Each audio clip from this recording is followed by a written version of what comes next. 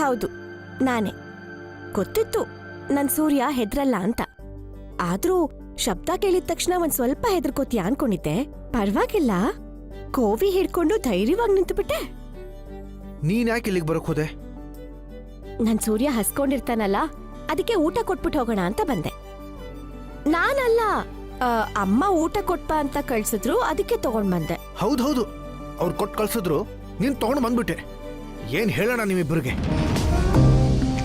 ನಾವು ಯಾವ ಕೆಲ್ಸಕ್ಕೆ ಬಂದಿದೀವಿ, ಏನ್ ಕೆಲ್ಸ ಮಾಡ್ತಾ ಇದೀವಿ, ಇದೆಂಥ ಅಪಾಯ ಜಾಗ ಅಂತ ಸ್ವಲ್ಪನಾದ್ರೂ ಯೋಚನೆ ಮಾಡೋದ್ ಬೇಡವಾ? ಸೂರ್ಯ, ಬೈಯದ್ ಬಿಟ್ಟು ಆಗೋ ಕೆಲ್ಸ ನೋಡ್ತೀಯಾ? ನೀನ್ ಹೀಗೆ ಮಾಡಿದ್ರೆ ಊಟ ಮಾಡಕ್ ತಡ ಆಗುತ್ತೆ. ಆಮೇಲೆ ಹಸ್ಕೊಂಡಿರೋ ಹುಲಿಗೆ ನಾನೇ ಊಟ ಆಗ್ಬೇಕಾಗುತ್ತೆ. ಸುರಭಿ, ಈಗ ನೆನಪಾಯ್ತಾ ಅದು? ನೀನ್ ಬರೋಕ್ ಮುಂಚೆ ಅದ್ ನೆನಪಾಗ್ಲಿಲ್ವಾ? ಬಂದ್ಮೇಲೆ ಇಲ್ಲಿ ಭಯ ಆಗ್ತಿದೆ ಅಂತ ಹೇಳೋದಲ್ಲ. ನನ್ ಸೂರ್ಯ ಇರೋವಾಗ ನನಗೆ ಯಾವ ಭಯನೂ ಇಲ್ಲ. ಇವಾಗ ಊಟ ಮಾಡ್ತೀಯಾ ಇಲ್ಲ ಹೀಗೆ ಸಿಡಿ ಸಿಡಿ ಅಂತಿರ್ತೀಯಾ ಹೇಳು? ನನಗ್ ಹಸಿವಿಲ್ಲ. ಆದ್ರೆ ನನಗ್ ತುಂಬಾ ಹಸಿವಾಗ್ತಿದೆ ಸೂರ್ಯ. ನೀನಿನ್ನು ಊಟ ಮಾಡಿಲ್ವಾ?